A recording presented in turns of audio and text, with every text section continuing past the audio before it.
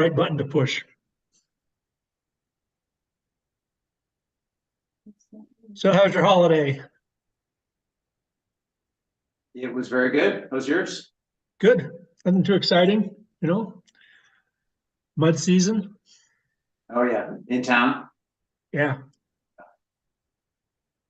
Yeah, mud inversion, blue skies. Did you go back to New Hampshire? No, I went to St. George. Cool. Yeah, never thought I'd be like a guy who goes to St. George, but I don't know. What was the Hey, John. reason? Get somewhere warm. My parents always come out from New Hampshire, and my brother and his wife live here. We all kind of get together, and it's just sort of the format. It's a little stale, and Yeah. Heather had the idea like, oh, go somewhere else. And the weather's a little nicer. And, look at some walk around, look at Right. sandstone or whatever. Somewhere you can drive and not deal with the craziness. Fine. Oh, yeah, no, those guys don't go to Calvin Canyon on opening weekend for sure. So, yep. You were away? No. No, that was October. The last meeting. When,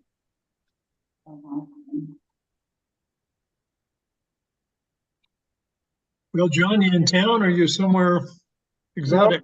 I'm beautiful Sugar House, Salt Lake City.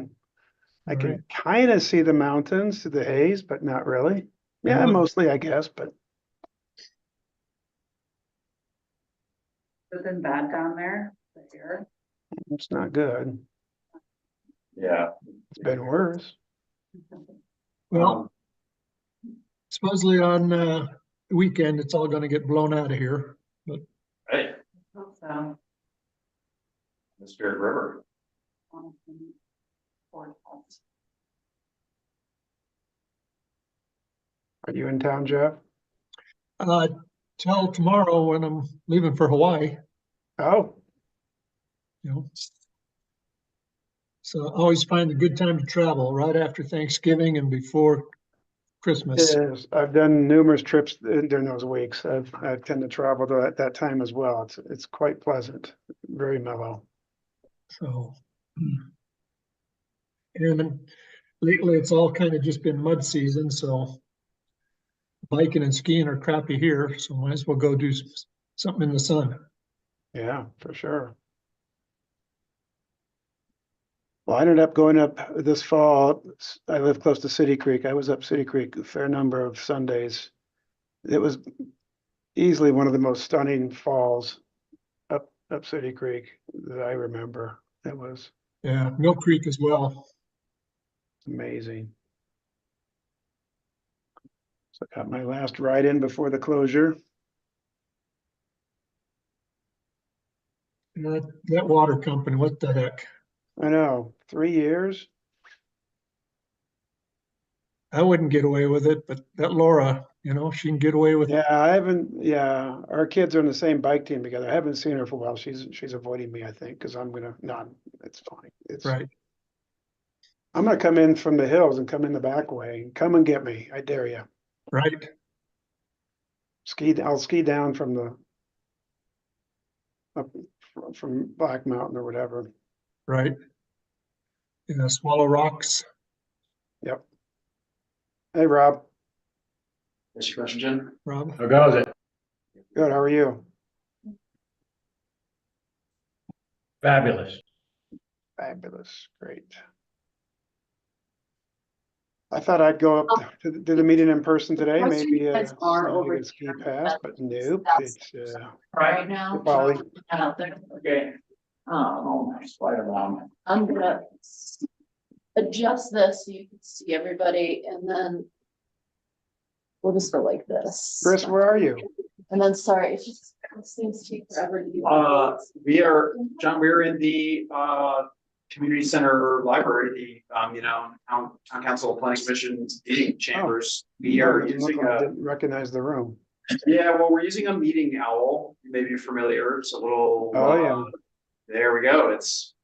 It knew I was talking, so it looked at me and Roger's providing some input. So we also have another Owl brand device that is not working right now, but we have, we've been doing public meetings now since like July, in-person meetings rather, meetings with anchor locations.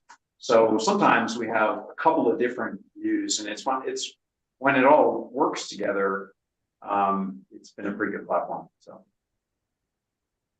Cool. All right, we're waiting for, let's see, Roger's there. We're waiting as far as planning commission, we're waiting.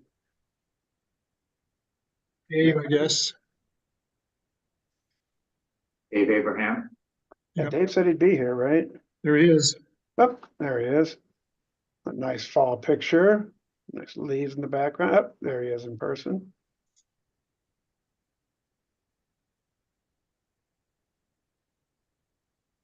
Cool. Hello, Dave.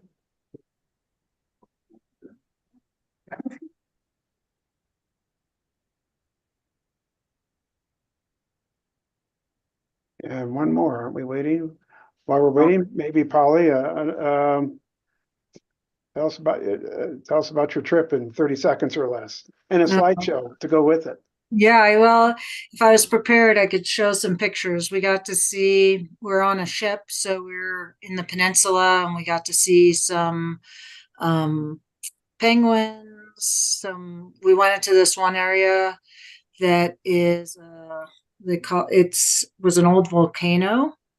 It's called Deception Island. It was an old whaling port, and as we were going in to it, we saw all these whales. That was just incredible. So it was a terrific experience and really cool, scenery, as you can imagine, icebergs and glaciers and all that. So great. How was how were the seas on the crossing?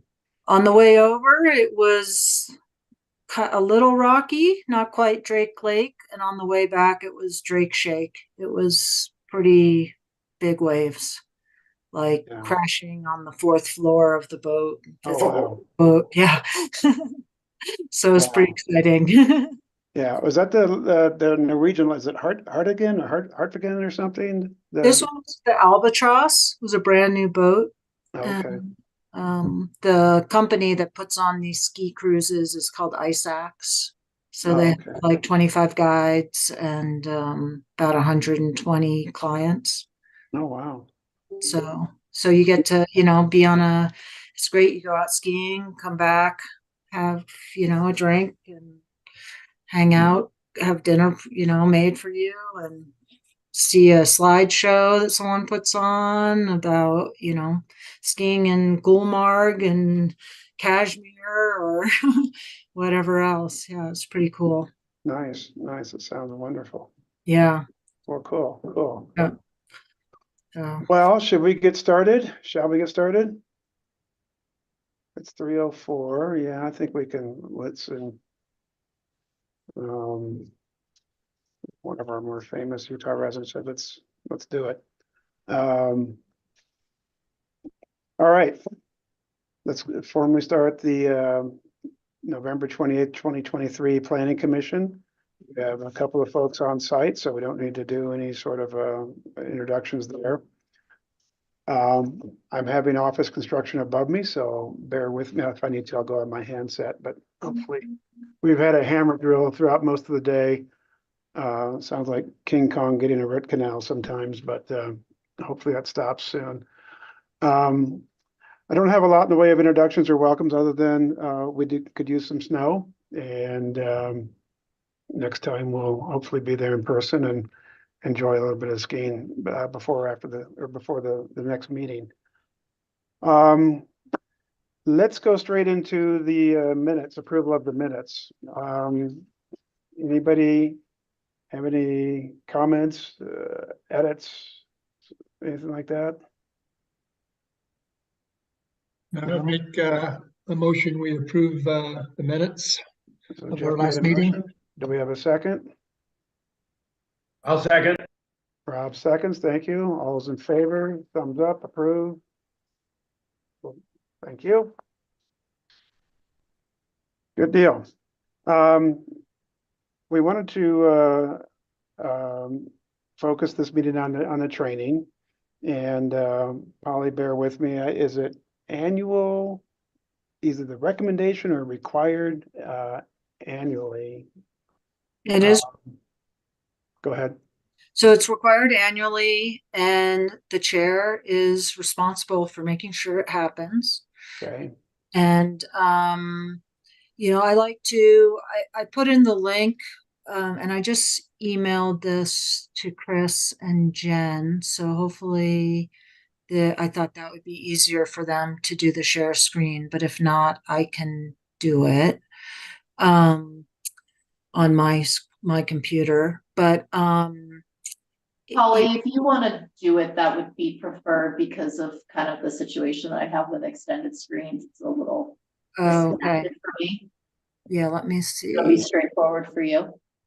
I can I make think, it, but it won't be as smooth as if you do it, I suspect. okay, let me see. I have it up now on my computer. And let's see, how do I share screen? Oh, here we go, share screen. Okay. Um, You need to get permission from somebody. Nope. no, I think, There it is. okay, is it like let me make it go. Oh, whoops, it's so weird. Okay. I want it to be my whole page. Sorry, I should be better at this after however many years of us doing it, but I've gotten, okay, so that's The that. upper left there, Polly, on the left side of the title of the document.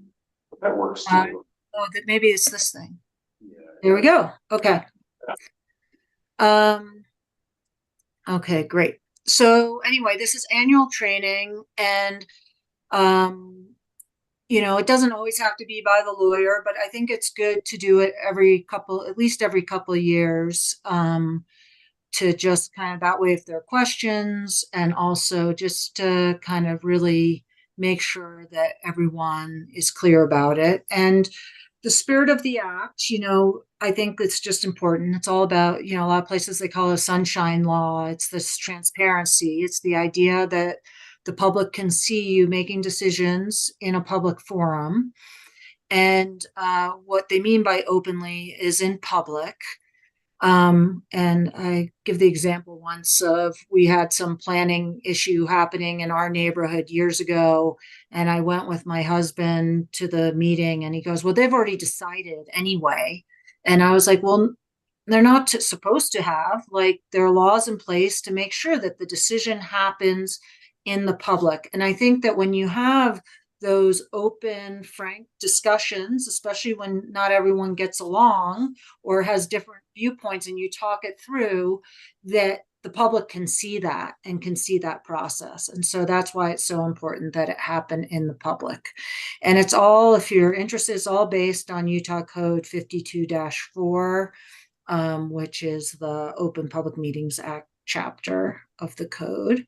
And you are required to follow the Open Public Meetings Act. You have 2 or more people, and you have the authority to make decisions. Conditional uses, you're making plat amendments, you're making decisions. So it does apply to you.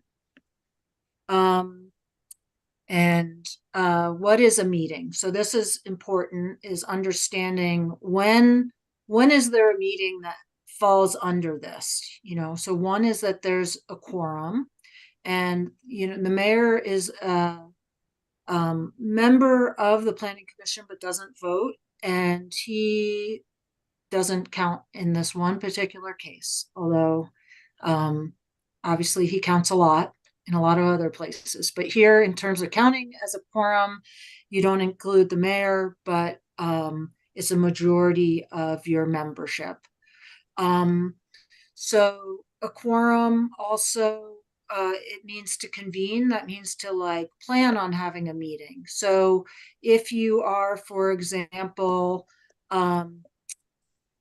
all getting on the Collins chair at the same time, and there happen to be 4 of you getting on the chair, you can do that. That doesn't mean that you're convening, but you can't talk about town business. You can't say, oh, what about that application for, to do X, Y, and Z. Can't do that, but you can all get together, go skiing, go, see each other or bump into each other. And that also means when you're talking about, you have to be careful for having an electronic meeting through email, through text, that type of thing, group chat. You can't start talking about something that's active in front of you through email. The Planning Commission doesn't do this as much, but you just need to be aware of that, right? That can happen. So you just want to be careful of that. And so that's that. Any questions so far? Or okay. Can I ask you a question, Polly? Hey, Polly. Yeah, sure. Hey, so on that last slide, Yeah. So email, okay, if not subject to quorum or limited to non-substantive matters. So I know that scheduling is one of those. Good. Okay, i.e. scheduling. So yeah, we do see, emails I see on other public bodies I copied on, like intergovernmental bodies, for instance, they do a lot, wind up having reply all conversations about meeting scheduling. Right. I think we've historically tried to limit that on the council and the planning commission at the town, but sometimes it happens. Can you provide any examples of other specific things besides scheduling that are, okay to for reply all emails or exchanges between the council via email or the commission? If you wanted to send an email and say, what should we get John Gouldner to thank him for his many years of service to Alta? That would be okay. That wouldn't, or that type of thing. But anything that would be agendized would, other than scheduling, would probably not be okay. Okay. So, and that's actually a good point. Of a lot of times you may see that we send out emails where the majority of the planning commission is blind copied.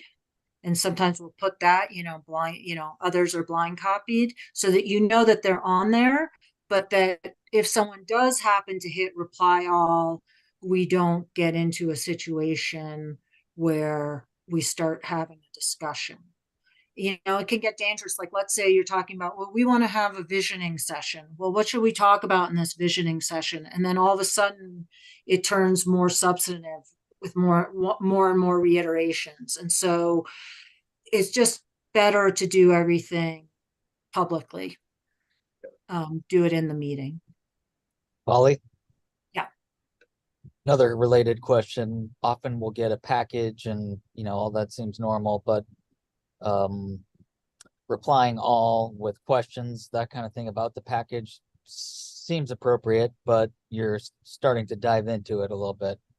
Does that start to get gray and we just don't reply all? Just don't reply all, just reply to staff is better. If you feel like maybe it has implications for how it'll be presented, or should we do a site visit, maybe include the chair, but don't include a quorum. And then that would be a great one. Oh, should we have a site visit on this project? Instead of inviting that reply all and maybe someone saying, well, I think we need to see it because of X, Y, and Z. And then it kind of goes down that road. Better to just have staff say, make the call or make the call with the chair. So that's a great thing. Just so you can ask questions, and staff wants you to ask questions of them so that we can be prepared at the meeting itself, to answer your questions. Same thing like for minutes. If you notice a mistake in the minutes, it's okay to respond to staff and say, hey, I noticed this, so that it can just go more smoothly at the meeting itself. So great questions. Okay.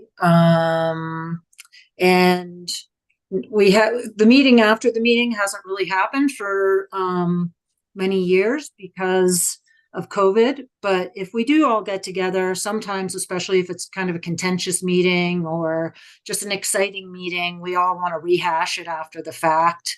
And I always just say, don't go there, so that there's just no question that when we're talking about substance, we talk about it at the open meeting. Actually, this is a great one. Like, all of those in favor of what we discussed in our email thread, say aye, like that's kind of that's a perfect example. And sometimes I think, and we also be aware of the perception, right? Like, oh, well, we all saw that email, so we're in agreement, It's like, no, because even if it's not intended like that, it can be misconstrued. So, just being aware that I think a lot of people in the public are kind of like my husband. They just assume that's all being done behind closed doors, and that's not the case at all. You don't think so? Um, what's that? You don't think so? I hope not. Better not. Okay. So then I also like to just point out the grammar implications of the that are kind of related to Open Public Meeting Act, is that email is public. So if town emails are open to public examination. So don't ever put anything in an email or a text that you don't want to see on the front page of the Trib or Deseret News.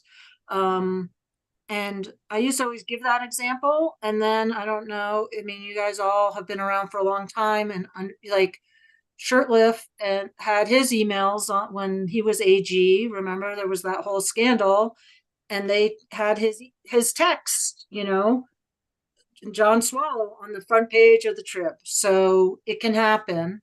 They are public documents. So just always be cognizant of that. And you do have some very active citizens in Alta who do like to grammar things. And so if anything ever comes off as unprofessional, even if you're just joking around with a colleague, it can really be misinterpreted. And so just be aware that your emails related to Planning Commission are public. And why we like to give you all Alta, and I think everyone's on Alta emails now, right, Chris? We discontinued that. Planning commission members never really got in the habit of using them. Jeff still has one, but some other planning commission members decided they didn't want to use them, and so we sort of recycled those licenses for other folks, the organization grew elsewhere. So we're not. The town council does, and part of that rationalization, I think, is that volume of emails to the planning commission has been quite a bit lower. In these years when we don't have big projects or proven action items. So that's the status for the time being. Is there an element of risk with that, Polly? I'm sorry. Is there any risk with us not using Alta emails?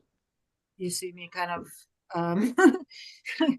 having some consternation. I mean, legally you can not use Alta email. I personally strongly recommend that you have your own email. It just segregates it. You guys do, even though there's not a huge volume, Alta is a unique place, and real estate and land use is extreme in Alta, right? And so you had litigation over the Schrantz estate. You've had other litigations related to land use that have gone up to the Utah Supreme Court. If there's litigation, they're going to ask for all your email, whether it be through a grandma or through a subpoena. And if you have all of your Alta email segregated into a separate account, you just hand that over. If it's interspersed with all your personal email, that could open up your personal email or your work email, whatever email you're using, to examination. And so Then Jen Clancy gets to go through all your personal emails. As the grandma official, I get to go through. We can certainly set up, town Yeah. hall emails for planning commission members. It's just that, people weren't, Used to using them, checking them. and they weren't checking them. Well, and, Chris, let's revisit this after. I think it's a good point, Pauline. I think, Chris, you and I can talk offline about maybe we get some nudge emails from you saying, I just sent an email out. And that's all it Right. says, or check your email. And then we And would the- log into our Alta account, something like that. And one other thing I do, like in one of my other towns, I have a member who does not check his town email consistently. And so he always asks, but we'll send it to both email accounts. And it's a little trickier, but then at least he sees it as long as he only replies from the Alta email account, then everything is preserved in that account. So if there's a duplicate going, so that is kind of a way to go around it, and or just the nudge. I mean, I don't know if there's a way, like I know with like Gmail, I'm not super tech savvy, but I know that like I can have notifications for all my accounts show up on my phone or whatever. So maybe there's also a way that the town could help so that you can get your notification at least on your phone, and then to go check it or something like that. Yeah, I think it's some good things for us to reconsider. Yeah. Okay, so that's, and unfortunately, I'd like to say that it doesn't happen, but it does. So it's like, you just need to segregate it, and then it's easy. Okay, and then also, you are allowed to text each other by state law. It says you can text each other, but you just can't do it during an open meeting. So, but those texts could be subject to grandma. So anyway, I don't know. State legislature confuses me sometimes. Location of the meeting, as we have to have an anchor location. It is, we can have site visits, that's allowed. Occasionally you can have it in a separate place for extraordinary circumstances, or if, I don't know, if you wanted to have a special retreat or something, we could hold it somewhere else. So I'm not sure if you guys are seeing, I'm just trying to make sure that all the faces aren't blocking the words.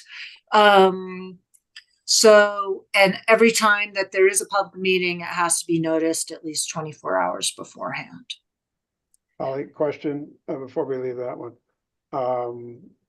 Back. We haven't, what about retreats, strategic retreats, whatever? Is that even on the table? Because it would be a quorum, it'd be a location, obviously, but how do planning commissions do that, or do they? They do, and councils do too, and you just record it. It's open, the public can come. Okay, And notice it, right, Polly? Yeah, but you follow all the same rules as any other meeting. okay, same rules. So yeah, you can't talk about anything in secret, but and frankly, so it gets recorded, and if the public wants to listen in, they can. But also remember that, there's some things for the planning commission where public hearings are required, but there's a lot of stuff where it's just an open meeting. It's that people can come watch, just like if you go to the state legislature or the US Congress, right? You can sit and watch in the galleys. You don't get to participate.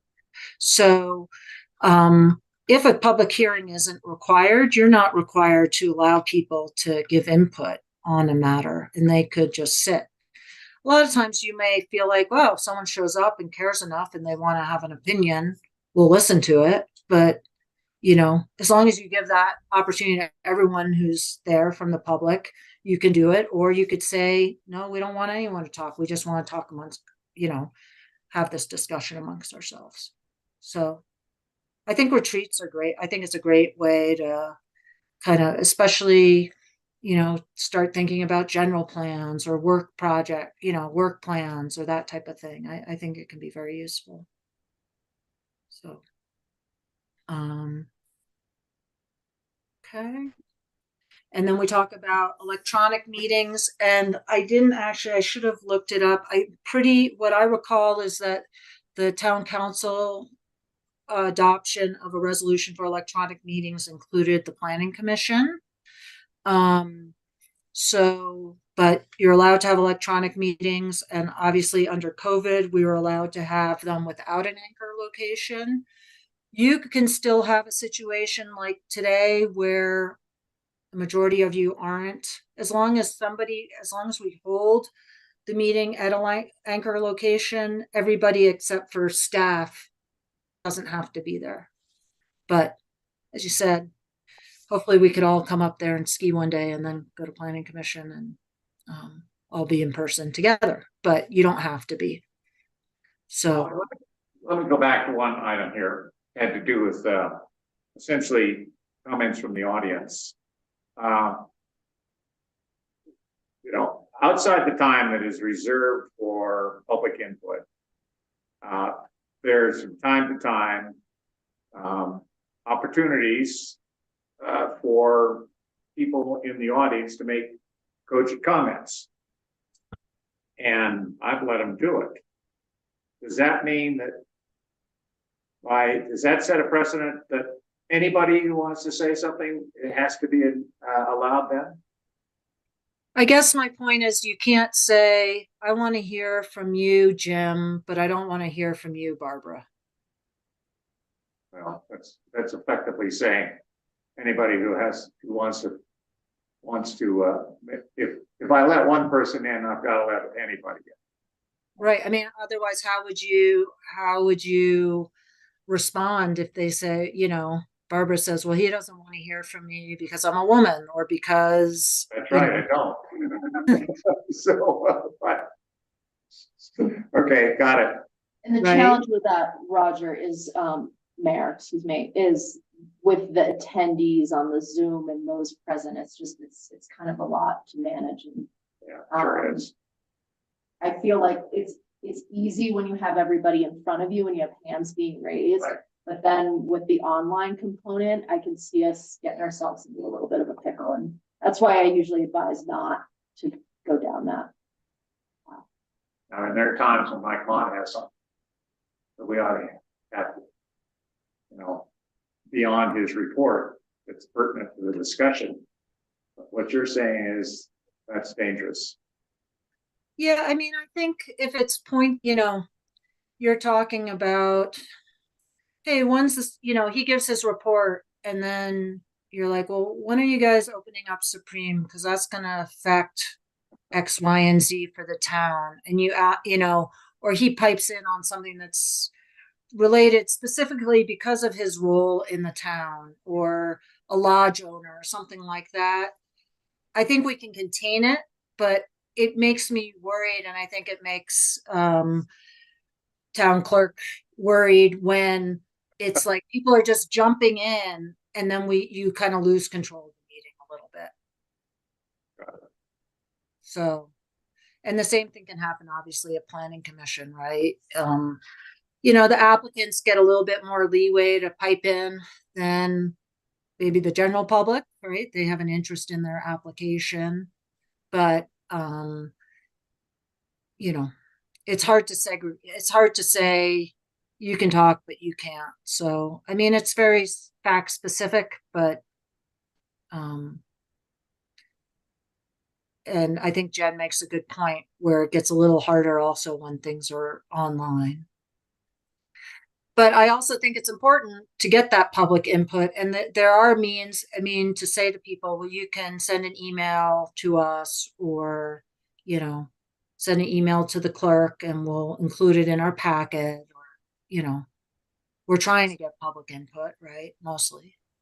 So Polly, other cities do manage it online. It is kind of a pain in the neck, but there is a process to kind of do it. But seems to me that either you have a public comment period or you don't.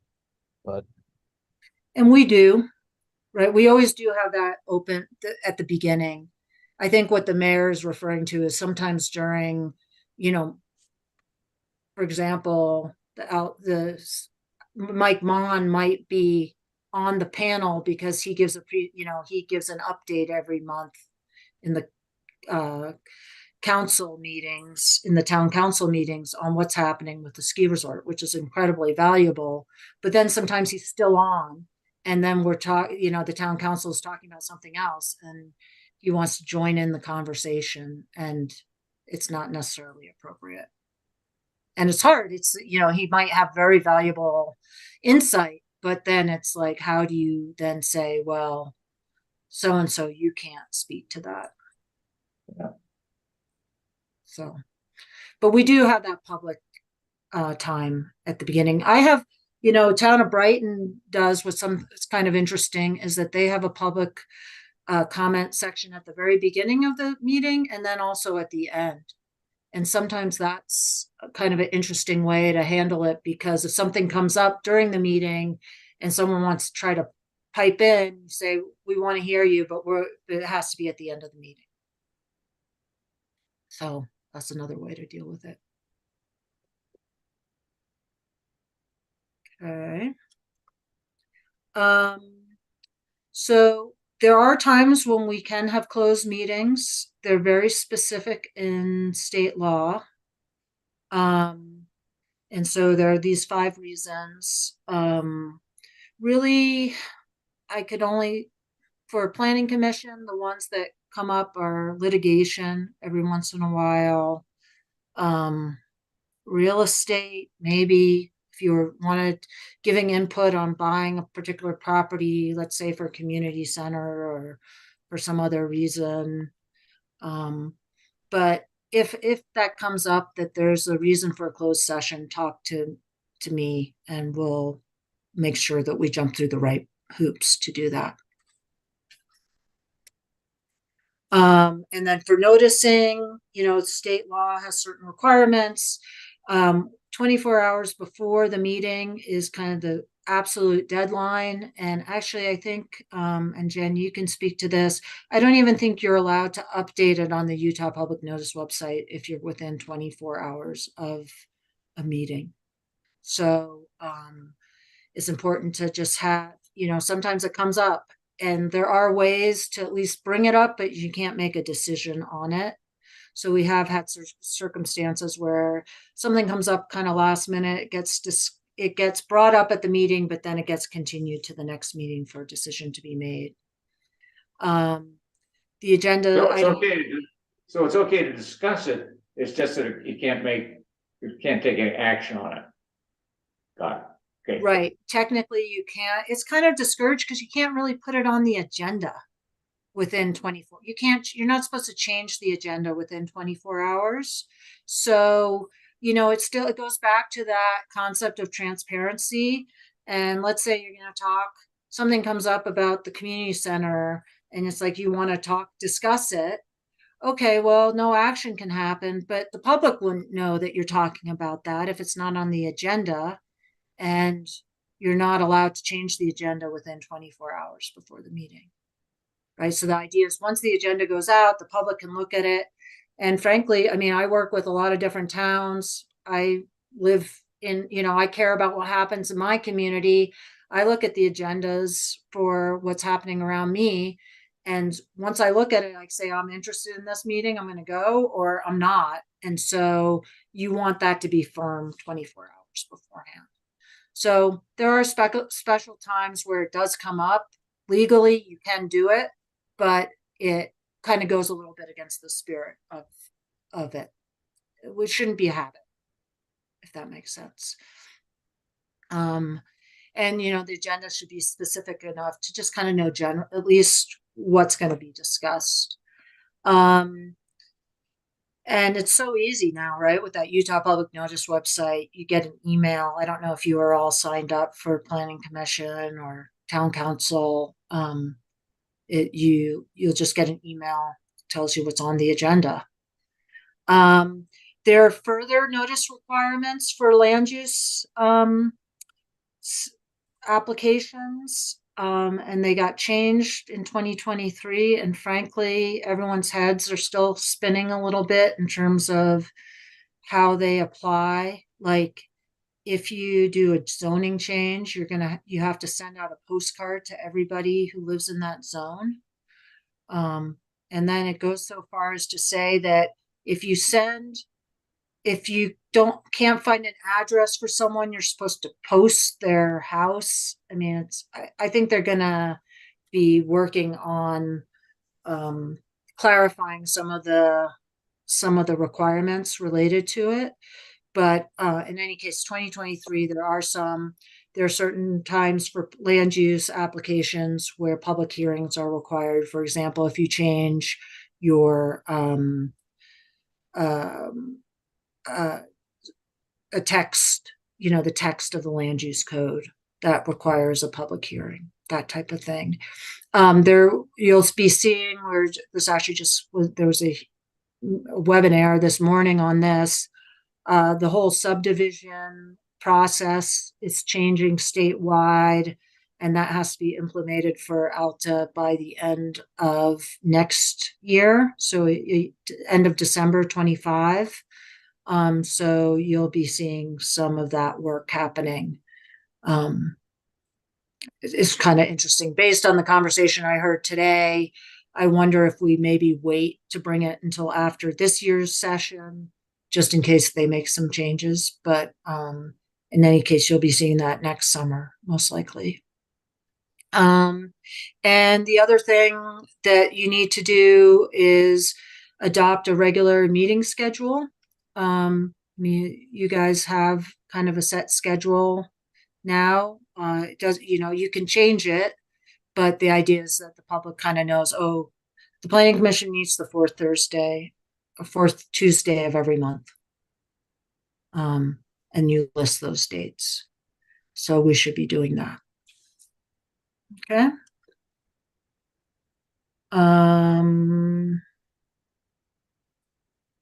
Okay, we kind of talked about this. Oops, actually I missed updating.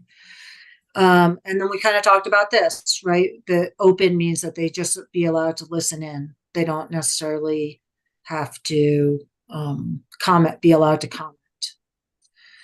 And also, if the public brings up something, I just want to plug in my computer to make sure I don't just all of a sudden die on you.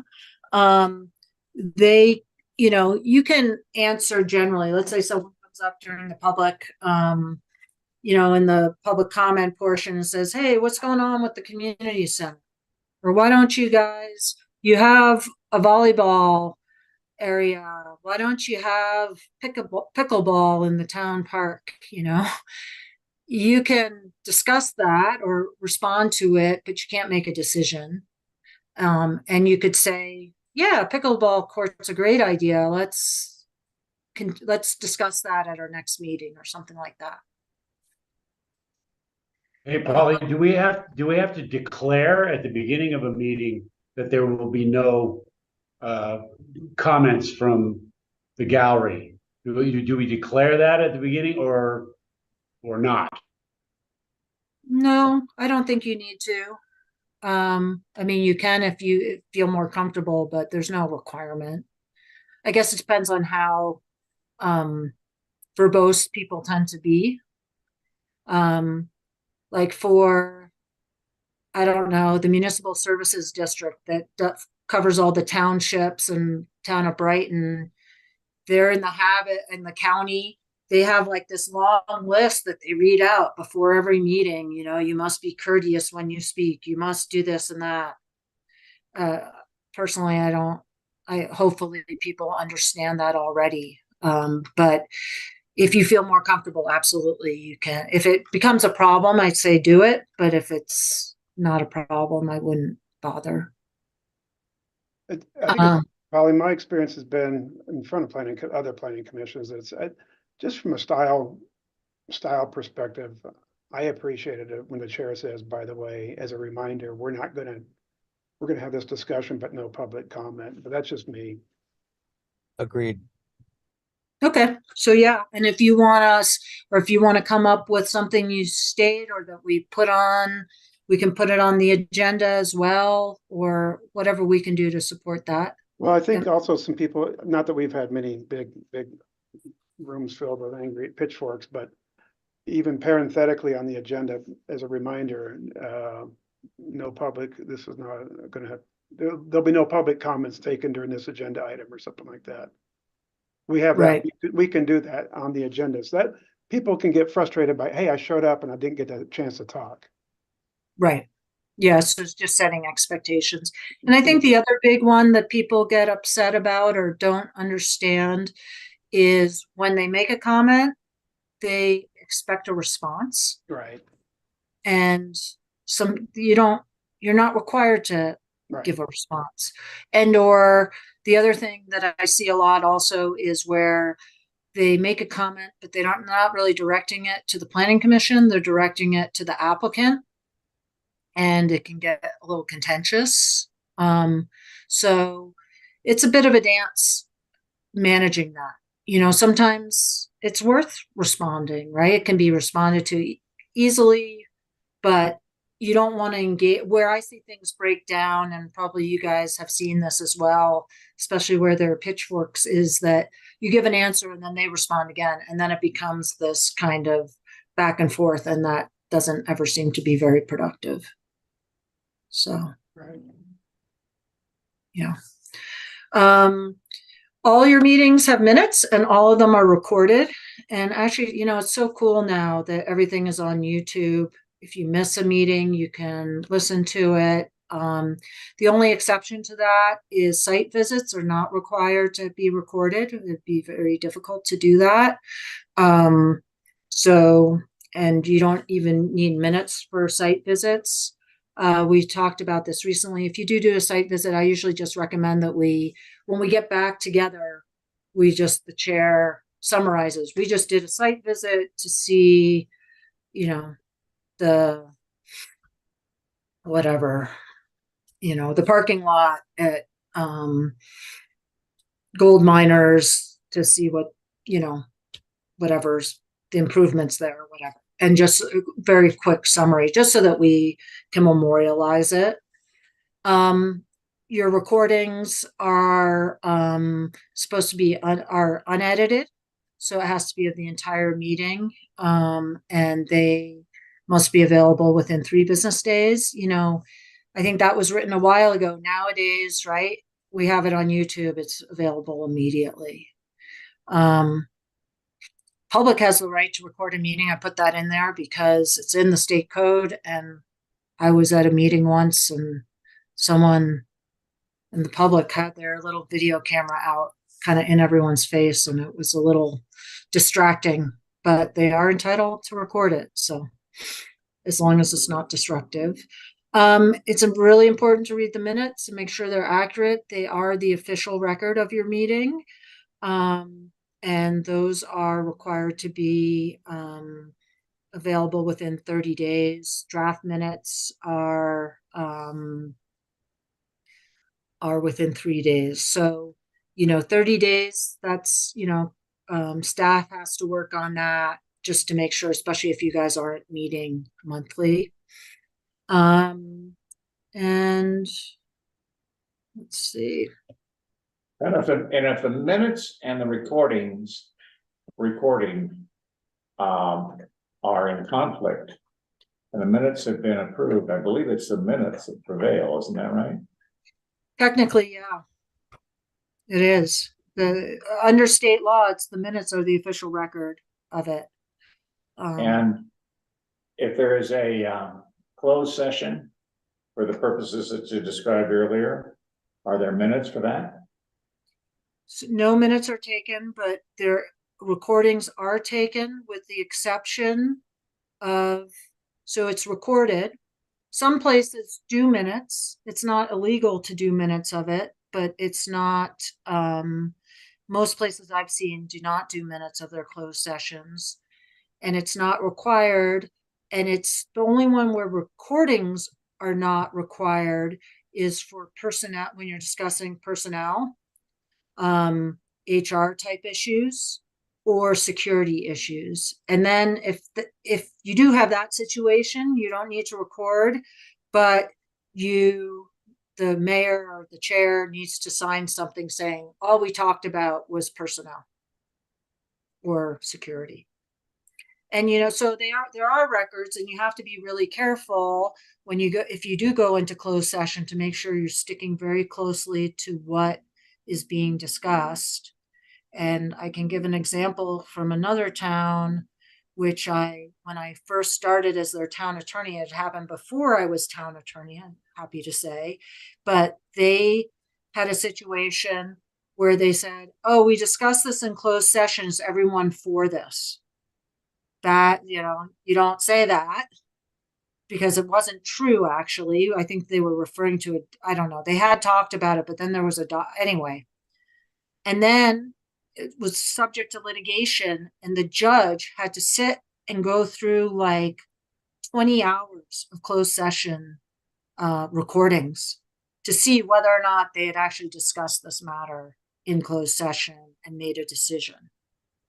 So you'll learn two lessons from that. I got the aftermath of it. One is be really careful to be accurate when you say things like that, because you're not allowed to make decisions in closed session. You're just allowed to talk about them privately.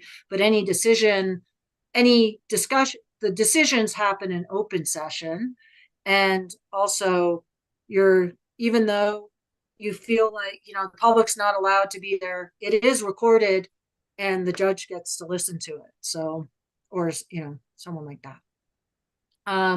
Emergency meetings hopefully shouldn't have to happen for planning commission, but if there is an emergency, we can convene for emergency reasons. You try to notify people as much as possible. So, and then lastly, just if you knowingly or intentionally violate Open Public Meetings Act law, you can be guilty of a Class B misdemeanor, and the action taken can be voided. And then I've added this you can see if I did a good enough job training you today. If you go to that training at the auditor, if you just Google, Open Public Meeting Act, Utah auditor, it should pop up. They do like a little presentation, and they have a test afterwards. And I would expect that after today's training, you will get 100% on that. But you don't have to take it. It's not required. But that's, sometimes if we're just to fulfill the requirement for the training, we'll have people just do that instead. But it's very cursory. So that's kind of it. That's it. I thought that was good. Thank you, Polly. I enjoyed it. That was always something to learn and a good refresher as well. As far as, obviously we have this recording in the minutes that we all did this. So we don't need anything more in terms of, for the record, that we've accomplished this for the year. Yep. I assume. All right, good, good. And hopefully you're all lucky enough.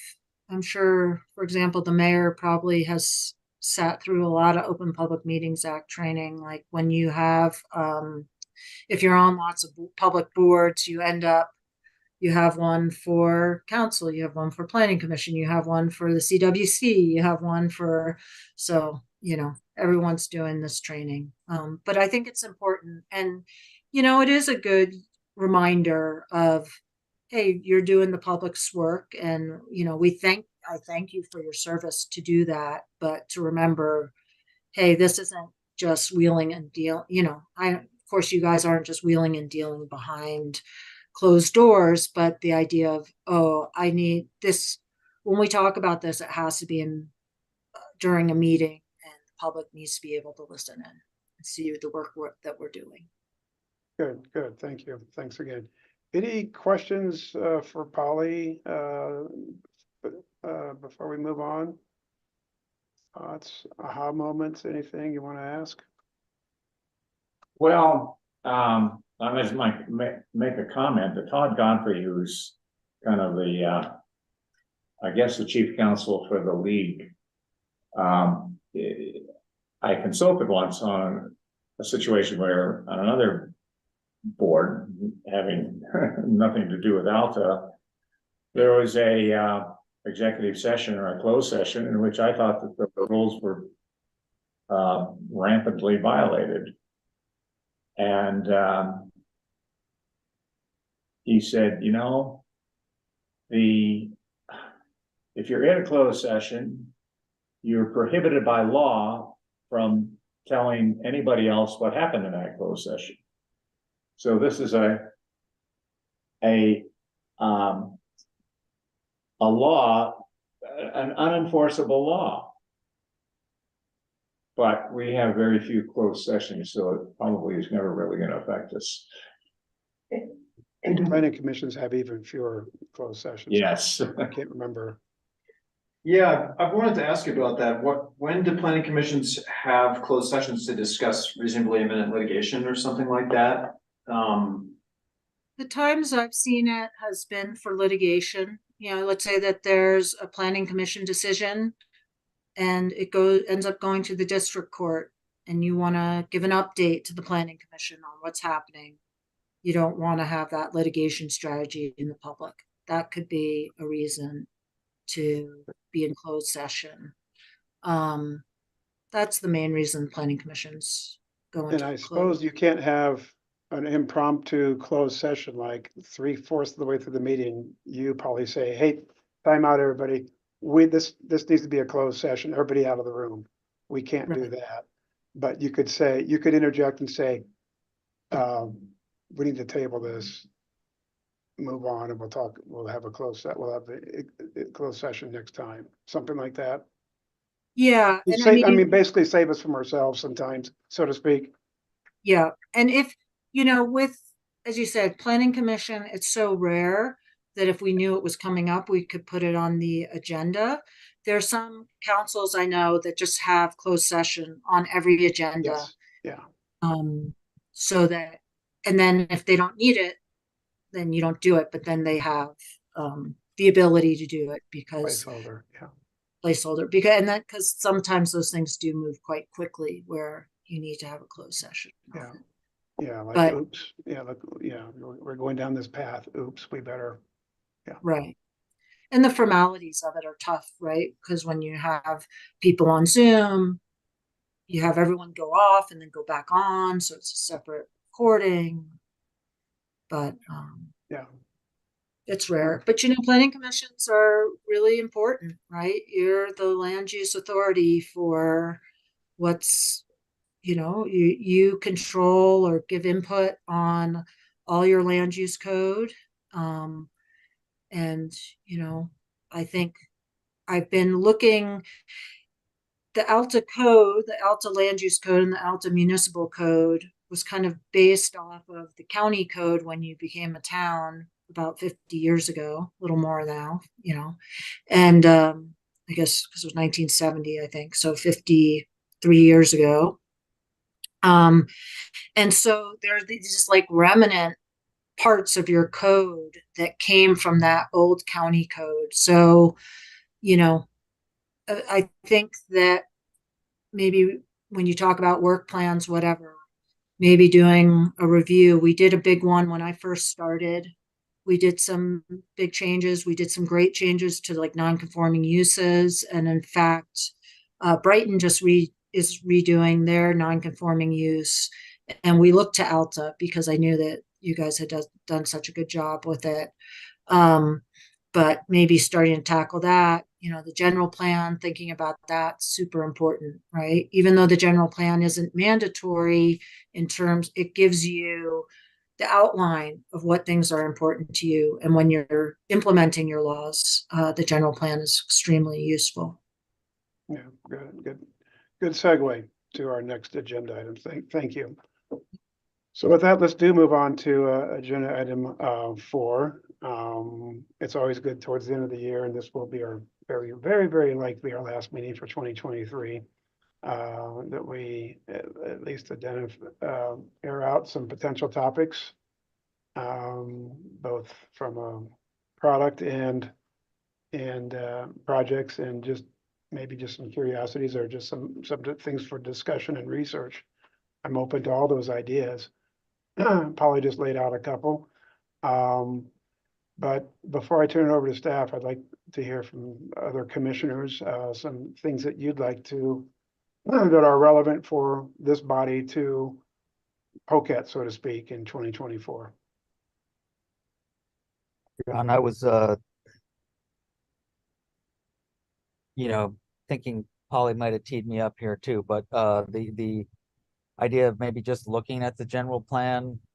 And then, there are some things happening out there with, transportation and, the possibility of a transportation hub, whether it's for the bus or whatever, but just trying to understand what that looks like. And then, we had a couple years ago, there was a relatively large change in the parking strategy in town. So just how does that, is that successful, or is there any ideas,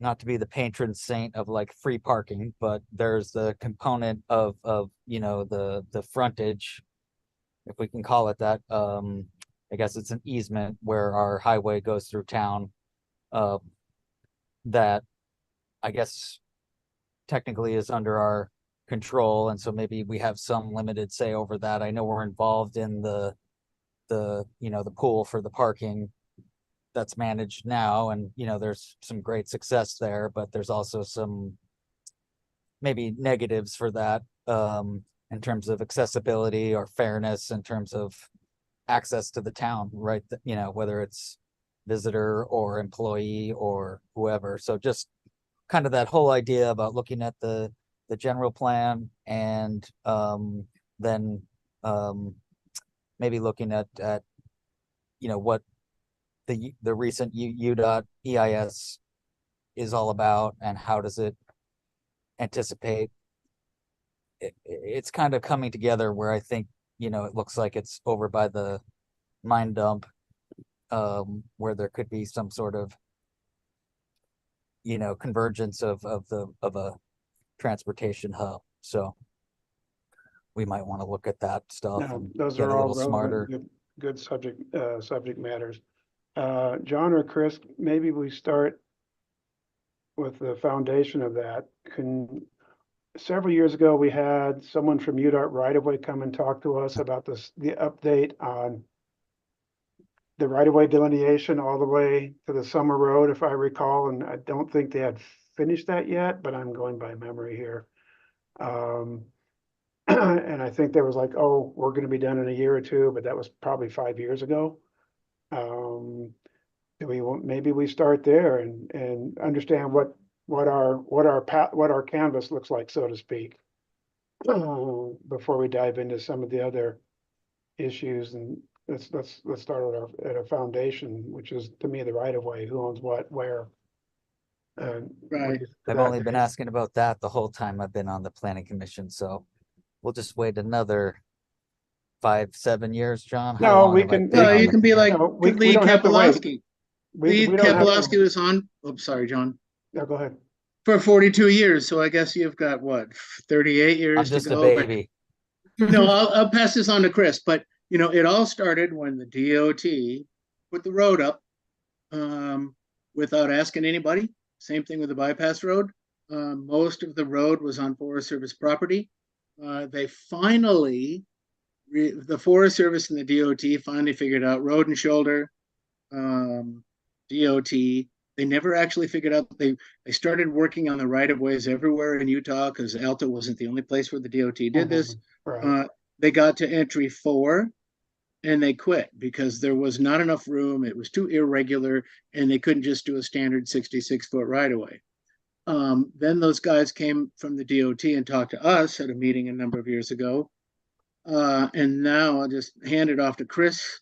We didn't talk about this, so he's taking this cold, because Chris has been involved with, we don't have a right of way through town, but now they've done some interesting scheme with easements instead of a right of way. Mhm. And then just jumping forward, and Chris, tell me if I did this backwards or wrong. Initially, when the Forest Service approved all the buildings under special use permit, everything but the Peruvian, they didn't have to worry about parking or lot size or basically anything, because it was just all, like the Snow Pine was just part of the 5,000 acres in Little Cottonwood Canyon that is under the Forest Service purview. When all of those properties were sold, purchased by the owners of the properties to protect property at the mouth of the canyon that Salt Lake City, Salt Lake Valley Health Department, the Forest Service wanted to protect from development, they instantly lost their connection to the right-of-way parking, which was also Forest Service. The Forest Service didn't know what to do with that, so a number of years ago, the Forest Service gave all pretty much what we would consider right-of-way along the highway to the Alta ski area under special use permit. So the ski area has like 90+% of all of the parking in the town of Alta. So I don't know what we can do with the easements. And the parking thing, I'm giving Chris a headache right now. And if Maury was on here or in the room, he'd shoot me because it was an incredible hassle to deal with paid reserved parking in what areas for everybody. But we can talk about that stuff later, but let's make it easy for Chris and just say, what happened now? Where are we? I mean, there are now easements basically taking the place of a right-of-way through everything in town, right? Yeah, Well, so we. Sorry, Chris, before you answer. Maybe in the spirit of what we just learned from Polly, I'd rather not go into the details of these topics. I would rather just identify the topics and then let's tackle them in 2024. So without the deeper dives, but Chris, yeah, but I know you want to, please dive in. Not That's necessarily. what I'd rather do today. Yeah, UDOT drew up an easement. It's part of the EIS. I don't know where it is I don't know whether it's technically been perfected or recorded or whether the federal government has conveyed it via federal highways to the state or not. It's an easement, it's not a right of way. And John, I think a presentation to the planning commission on like a, town of Alta, SR 210 corridor, land status would be worthwhile, and we can think about how to do. That's what I want to identify. And I happen to know the head of UDOT right away, Charles, if we want me to reach out to him, or if we can go to Region 2 right away person, and let's get that. In my opinion, that's step one, as I said earlier. So maybe we make that an early 2024 agenda item, if everybody's okay with that. And Polly, you probably know Charles Stormont somehow or another. Hey, John, I got two questions. Sure. Does anybody know who is UTA? Are they going up canyon from the gold miners lot to the Albion lot? Remember that wasn't happening, and they didn't want to make that right-hand turn. What's happening with that? Chris, do you know? I don't know if that's changed or not. So the UTA ski bus service will be similar to last year. I can't remember which route was, discontinued. Roger knows. 953, the one that comes along Wasatch Boulevard was discontinued and is not being reinstated this year. It's Right. just the one from historic Sandy. Yeah. 994 up here. Yeah, so there's only one route. So the frequency is a little reduced because of that, and it doesn't serve as many stops in the valley, but and it is only stopping at one location at Snowbird and the Gold Miner's Daughter lot. So for the second year, we are facilitating, the town facilitates with some collaboration around town shuttle service, a couple different kind of service programs, and one of those is designed to get people from the Gold Miner's Daughter stop around town, and that's going to be starting on December 10th. So I can say a lot more about that, but that's the answer to your question. Okay, I have another one. There's a restaurant in town that's been closed for 3 years. Does anybody know what's happening with that? Or is that, well, wait a minute. Maybe we could discuss that going forward in the future. Is that a possibility? You're way quicker than me, boy. Thank you very much. It is a possibility. You know, the owners of that restaurant have been in touch with the town recently and, you know, it's a few of you here, on the call are aware of that and,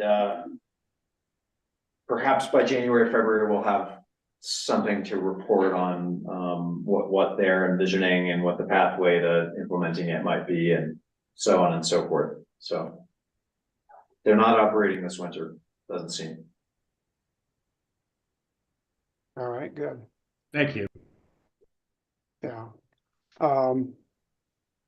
Rob, if we were in person, I'd almost put the gavel on you, but you skated because you're on Zoom.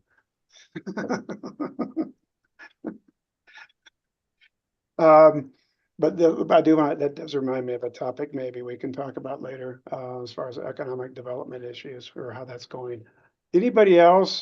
Dave had some good ones. Any burning issues? I will say, everybody knows me well enough by now. I do think we should plan on either a walkabout or a ski about at some point. We typically we've done that with, I don't know if we've really done that with, I guess we did it once with Mike. But maybe towards the end of the season, as they have their summer plans thought through, what their improvements are. Maybe that's a March or April meeting at the ski about. Just throwing this out there for the group. Because they certainly know, because they have to submit that list to the Forest Service, and I don't know what that date is, but I know it's well thought out by, I would imagine, by March. So we can do that. So right away, remind me back to parking. Did we look at parking ratios when we did our updates a few years ago? You mean like, parking requirements in the zoning ordinance, for Yeah. instance? John, I don't think we did anything with parking don't think requirements so. in the Albion Basin Protection Overlay Zone package. I could be wrong. No, we didn't change the ratios at all. Yeah. Okay. And we didn't do anything, with, town of Alta on site or, we didn't do anything with the zoning ordinance parking requirements when we did the, paid reserve parking project with the ski area. So the last time we might have done something like that would have been like the base facility zone ordinance, which was a decade ago. Okay. I think that would be interesting to study Yeah, personally. let me chew on that one, and Dave, I'd love your input on that too at some point. Well, so for John and Dave that are chewing on this, we do have this parcel of 1.19 acres. I can't remember, Flagstaff area, maybe about 500 feet of frontage, but it's in the area that dips way back into the hill with a bunch of parking. I mean, I think that, it doesn't sound like that we're going to be putting a community center in that spot because it's too hazardous. But that would be a really cool spot for some additional creative parking scheme with maybe even a plaza for people. I mean, some kind of plaza parking gathering spot. We could get a lot more spots than just what's on the road if we did some kind of reworking of the area. Yeah. So something to think about. Yeah, and then in terms of, I'll call it the landing zone or whatever, where the buses, once the bus fleet gets up and running, full speed ahead, and that's maybe 2 or 3 years out. We do need to think about where those buses go, to Dave's point, where those buses go. Is there a central location? Is there going to be adjacent ancillary parking with that sort of facility? What does that look like? What does it look like within the town? And I don't know where UDOT, I should know, but I don't, where we as a community are on end of the line, so to speak. Well, and just maybe a quick thing, it's a little old, but at the time, we all thought that our spot where we could do the community center north, across the road from the Rustler Mine Dump. I think everybody knows what that is. But well, that could be a community center, a transportation hub. And Right. the people at Mountain Accord and Central Wasatch Commission said, no way. The ridership and the number of people coming up would totally overwhelm that particular structure. So unless you just want to do basically a bus or a train stop, you do your own thing and we'll do ours on the other side of the road. Because I think at the time they had the other side of the road kind of chosen for that stop, although there are other locations that are possible, but they kind of nixed the idea that we could share that. Because I thought it would be cool, transportation hub, community center, restrooms, trailhead, but they said, no, you couldn't do it big enough. That's kind of normal in most mountain communities to do that. Kind of thought so too, but that doesn't mean it's dead, but that was their feeling a couple of years ago. Well, I don't think we should do these in two ships pass it in the night, so to speak. No, I no. think we should, Dave's point is I think we need to dust off this notion and really, we've got the brain power here to poke at that and maybe have a better coordinated plan with UDOT and the powers that be in terms of what the end of the line looks like. Dave, am I channeling what you're Yep, trying to and get at? just related to the EIS really is kind of our latest information that came out in the summer. So, just seems to be pointing, like John's saying, on the south side of the road between Alta Lodge and Rustler.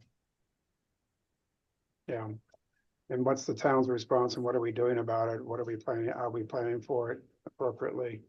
Just the corridor, I think what Chris said is really, all these things are interwoven and some of the economic development maybe depends on that. And you can only reserve a spot like a day in advance or whatever. You're not going to stop by and grab a coffee or whatever. There's just so many implications and not trying to take pot shots at the current plan. I think there was a lot of benefit to organization and probably snow removal and all kinds of stuff. So try to analyze it in a way that's acknowledging it sort of objectively if we could. Well, it's also, we're entering what, year 3 or year 4? Year 3. I think it's 3, right? Yeah. Year 3 on what? Yeah, on the paid reserve parking. Right. I think it'd be good to get an update on how that's going and lessons learned. It's not all unicorns and rainbows, I'm sure.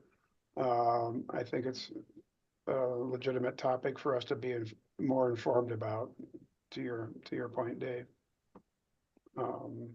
There's always going to be adjustments to these sorts of programs and how's it going? So maybe that's a February discussion, something like that.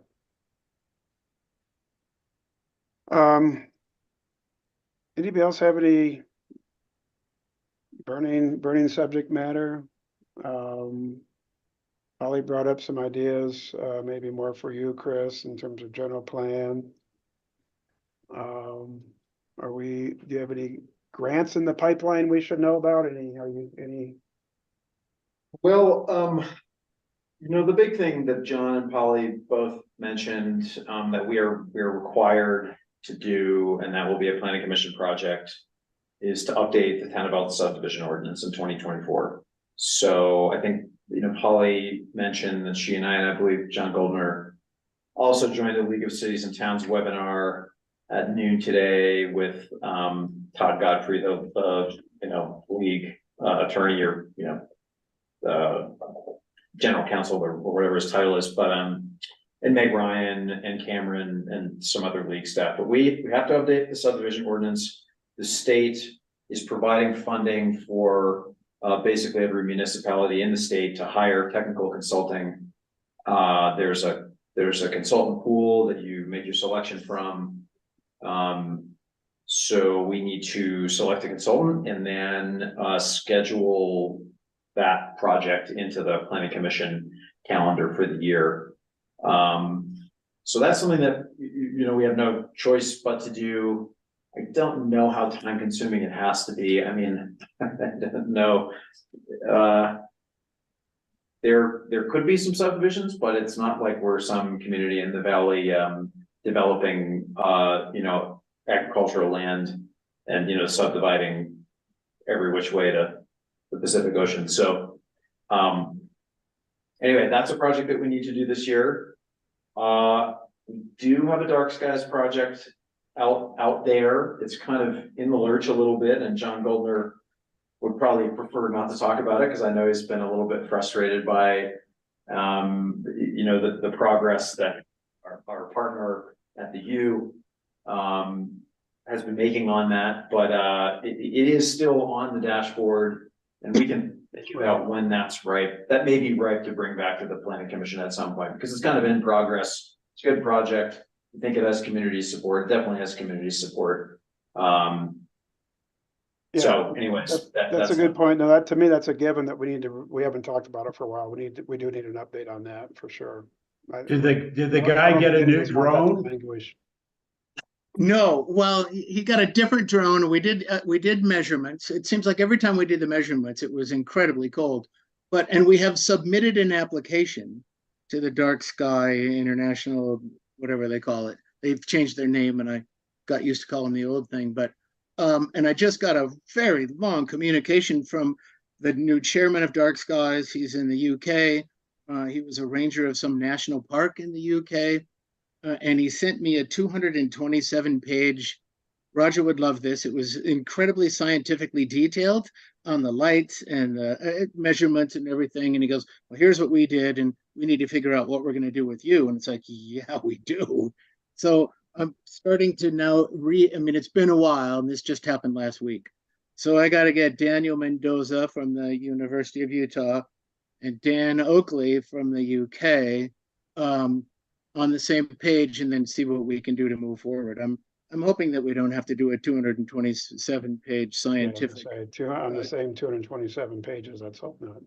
They were kind of freaked out about the fact that we have a ski area in our town. And do we want to be a community, or do we want to be a sports complex? And it's like, the ski area is 2,000 acres of basically nothing. I mean, they've got a few buildings scattered around on the hill, but we can deal with them light-wise, with shielding and the right kind of lumens, everything that a dark sky fixture would have to have. It's not like a baseball field or a football field. So they were a little confused about that. Now I know why, because the guy's from the UK and he doesn't ski. But we can deal with that. And hopefully that's the biggest hurdle, and then we can start getting going and hopefully have more to say definitely by January. Okay. But I thought, once Daniel Mendoza put the application in, that it would be like, ooh, okay, here we go, smooth sailing. No, but we'll smooth it out. Good. Okay, so I'm hearing dark skies, I'm hearing subdivision ordinance, which is going to be outsourced, and I'm sure we'll have some updates and eventual approval. UDOT right of way, parking, how the parking program is going, what the EIS means for the town, the right of way, parking, end of line. Dave, am I capturing everything you brought up with that quick summary? Yes. Okay, I want to make sure. I think anybody else have any topics? I mean, all right, you get to say it. You don't have to say yes. You could say be quiet. I don't Just have one to thing. gavel, so go ahead. One thing for food of thought. We've been talking a lot about employee housing. It's a very big issue. And probably 10 years ago, 15 years ago, we changed our caretaker ordinance. Initially, the caretakers could not have any ownership or interest in the building that they were caretaking. They could live there for services only. So it basically was and the caretaker units had to be clearly incidental to the regular unit. So a caretaker unit is a little thing in the basement of a house, which is fantastic for the employees. It's incidental to the house. It's not a duplex. Well, years ago, a member of the community got the council to approve an amendment to the caretaker unit. It doesn't have to be, and the caretaker unit no longer has to be clearly incidental, and the owner can be the own caretaker. So basically, if you have a 5,000 square foot house with 2,500 square feet on each floor, the owner can live on one floor and rent out the second floor. So instantly, in my mind, as I told these people, it's like years ago, it's like, well, we just lost all of our employee housing. We just lost that segment of our employee housing. We've lost a few employee housing units because of that, but even one of them is pretty essential. And I don't know if you want to even think about addressing going back to what we always did or looking at that issue or not. But we went from caretaker unit, smaller, incidental, can't be the owner or have any interest in the house, to it can basically be a duplex and the owner can be the caretaker and rent out the other part. But that's a really good point, and that would be a good topic to discuss because, you know, the state law, as John mentioned, for internal accessory dwelling units changed and Right. you have to allow them. I think that that's what you're referring to, John. But you don't have to, you can exclude them as nightly rentals. And so that's maybe something that we should consider. You can allow them as nightly rentals if you want, but I mean, actually, the town is very limited in terms of where nightly rentals are allowed. But to just not even have that possibility, we could, so that if you were to rent out a floor, maybe it is employee housing, or maybe it's for, you know, the general council, because it would be expensive, but at Alta, or, you know, something like that, but that it would have to be rented out monthly. All right. Sorry, folks, I gotta get home. See you next Okay, time. Mayor, good to see you. See you. Yeah, Roger. All right, so let's put that one on the, maybe summertime, sounds like, given our other agenda items. Thank you. Good idea. Okay, sounds good. I think we've got at least half the year. Some Oh, yeah. ideas for half, you know, 3 to 4 good, including a ski about. I think we've got some good things going. Topics for the year. Chris, you and I can collaborate as far as what those agendas look like, moving forward. So I think let's call it good for now. Obviously this is an open subject matter moving forward, or don't email, but we can always talk about this moving forward, new items to bring up. And then let's plan for the 2024 as far as agenda item number 5. Stick with our 4th Tuesday. And let's plan on January. I don't think anybody wants to meet on the 26th, nor do we need to. 1, 2, 3, that'd be the 23rd. Is that right? Third. Yep. That's already on my calendar. What do you know? 23, 24. That's great. So we'll meet on the 23rd. Chris, I do want to revisit, we can do this offline, the emails, the email issue. Sure. You can tell I'm in favor of back to an email, but the nudge approach. But Yeah. let's talk about what that means next week or two. So we're good for the next meeting and for the look ahead for 2024 in terms of both potential subject matter topics and consistently meeting times and locations. I think it's good if we, moving forward, my own personal opinion, if we could try to meet in person. I think we've been there, done that in terms of Zoom, and it's fine. I think in person is better personally. I just had 3 years. I'm a trustee of our 401k at my company, and we just had our first in-person last week or 2 weeks ago. And it was so, you know, after 3 years of Zoom meeting or Teams meetings, even, it was so good to get together. And I would recommend that we strive to do that moving forward in 2024, if at all possible. So my 2 cents worth on that one. Hopefully by January, there'll be more than the white ribbons of death to ski on.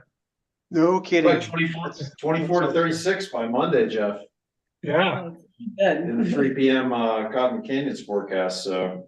How? Mike Morey said he'd quit if is? they were at atmospheric river again, so. right. So, yes, and we all might end up on the same chairlift before the meeting, but we won't, yeah, we'll behave ourselves. And, I'll just have to come along and make there you sure. go. There you go. That's Jen? fine. That's fine. So I think that'd be fun if we enjoy the ride a little bit, in 2024 is maybe my theme for the year. So, let's go with that. And with that, I'll look Hey, for a motion. John? Yes, go ahead, Rob. Well, at risk of taking a gavel to the forehead, I would like to move that we close this meeting. Thank you. We got a motion to adjourn. I'll take that as a hint. It's time to move on. Is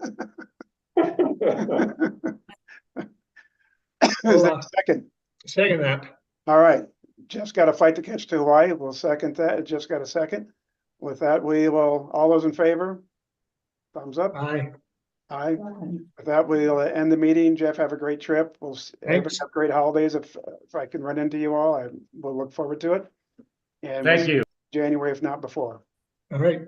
All right. All right, you. thank Take you care, very everybody. much. Bye-bye. Thanks, everybody. Bye. Thank you. Bye-bye.